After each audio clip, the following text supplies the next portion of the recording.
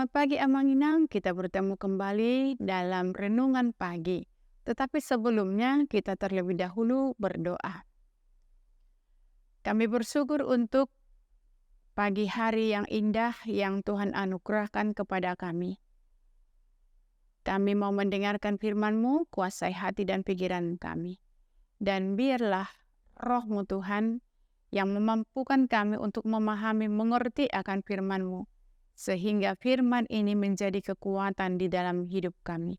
Di dalam nama Yesus kami berdoa. Amin. Firman Tuhan buat kita pada pagi hari ini yaitu yang tertulis dalam kitab Ayub pasal yang ke-5 ayat yang ke-8. Saya akan membacakan demikian firman Tuhan.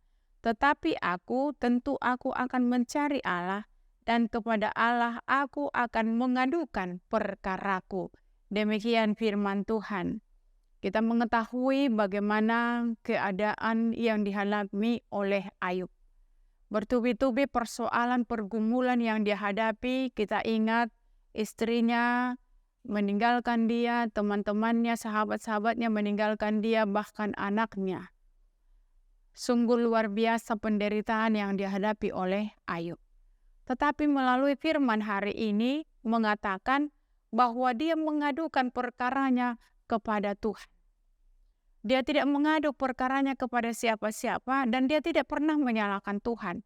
Tetapi dia mengadukan perkaranya itu hanya kepada Tuhan. Sungguh luar biasa apa yang dilakukan Ayub. Ia tidak menyalahkan Tuhan akan musibah yang terjadi dalam kehidupannya. Sebab apa yang dialami Ayub bukanlah Ayub bertanya dosa atau apa yang telah dia lakukan, tetapi kita lihat bahwa dia merasakan bahwa menjalani hidupnya itu dengan kudus yang berkenan kepada Tuhan. Dan tiba-tiba mengalami pencobaan yang sungguh luar biasa. Itu bukan karena akibat dosanya dia mengalami kesulitan demi kesulitan, tetapi dikatakan bahwa dia adalah orang yang saleh.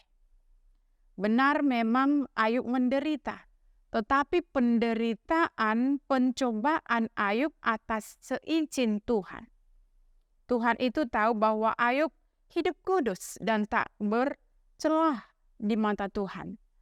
Tentu ada rancangan yang luar biasa yang akan diberikan oleh Tuhan kepada Ayub sehingga dia diizinkan Tuhan untuk dicobai kesetiaannya. Bapak Ibu, serupa dengan yang dialami Ayub. Kalau kita baca di dalam Injil Yohanes, di mana ada seorang pemuda yang mengalami sakit penyakit selama 38 tahun. Dan dia terus terbaring di tepi kolam Bethesda. Dan di sana memang ketika kolam itu berguncang, maka sudah ada terlebih dahulu orang yang masuk ke dalam kolam itu. Tetapi kita lihat, di tengah-tengah kehidupan kita, sedikit atau kita katakan sakit sesaat membuat kita sudah marah atau mungkin mengutuki Tuhan.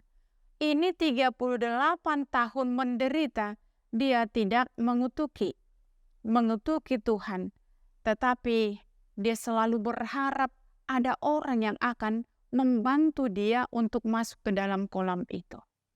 Namun kita lihat, di tengah-tengah dia sangat mengharapkan kehadiran orang untuk membantu dia, untuk mengangkat dia masuk ke dalam kolam itu. Yesus hadir dan menyembuhkan orang yang 38 tahun yang menderita sakit tadi. Kita lihat kehadiran Yesus memulihkan seluruh hidupnya. Tidak hanya fisik tetapi juga hati yang kehilangan pengharapan. Mungkin kita juga seperti itu ketika kita menghadapi banyak pergumulan, permasalahan di tengah-tengah kehidupan kita, pasti pengharapan kita akan hilang. Tetapi kalau kita lihat yang mengalami sakit penyakit 38 tahun ini, dia tidak kehilangan harapan. Demikian juga Ayub yang mengalami banyak pergumulan bertubi-tubi dalam kehidupannya. Ternyata dia menyerahkan seluruh perkaranya kepada Tuhan. Dia mengadu kepada Tuhan di dalam seluruh perkaranya. Bapak Ibu, mungkin kita pernah mendengarkan sebuah lagu, liriknya seperti ini. Bersama Dia hatiku damai walau dalam lembah kegelapan. Bersama Dia hatiku tenang, hidupku penuh tantangan. Tak satu pun dapat menghiburku dan tak seorang pun dapat menolongku. Hanya Yesus jawaban hidupku. Yesus tidak pernah berjanji bahwa kehidupan kita akan tanpa tantangan atau pergumulan. Ia berjanji bahwa di tengah tantangan, Ia mampu menjadi penolong lewat perbuatan-perbuatan yang besar dan tak terduga. Jalan hidup kita tidak selalu tanpa kabut yang tebal. Tetapi ingatlah satu hal, bahwa Allah yang kudus itu adalah Allah yang mampu menolong kita, menolong kehidupan kita. Karena itu Bapak Ibu, milikilah pengharapan. Ketika kita mempunyai pengharapan di dalam kehidupan kita, pengharapan itulah yang membuat kita tegar. Pengharapan itulah yang membuat kita menjadi kuat. Dan pengharapan itulah, karena kita ingat pengharapan hari esok yang lebih baik di dalam Tuhan, itulah yang membuat kita bangkit di tengah-tengah keterburukan kita. Karena itu kalau kita pun menghadapi pergumulan masalah, jangan kita mengadu kepada teman-teman, tetapi biarlah seluruh perkara kita sampaikan kepada Tuhan.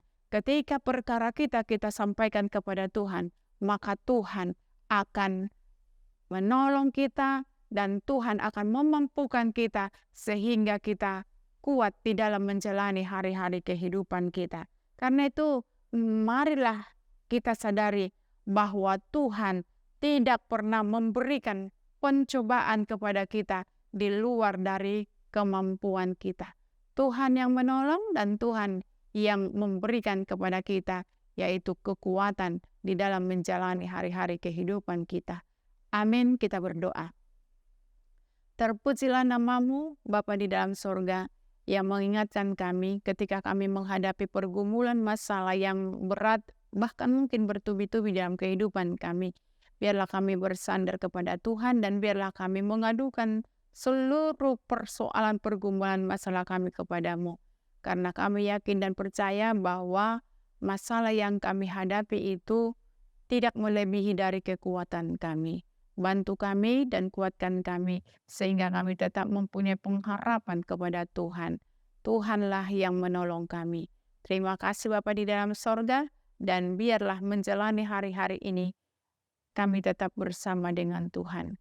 Di dalam nama Yesus Kristus kami berdoa. Terimalah berkat Tuhan. Anugerah Tuhan kita Yesus Kristus dan pengasihan daripada Allah Bapa dan persekutuan Roh Kudus menyertai kamu sekalian. Amin.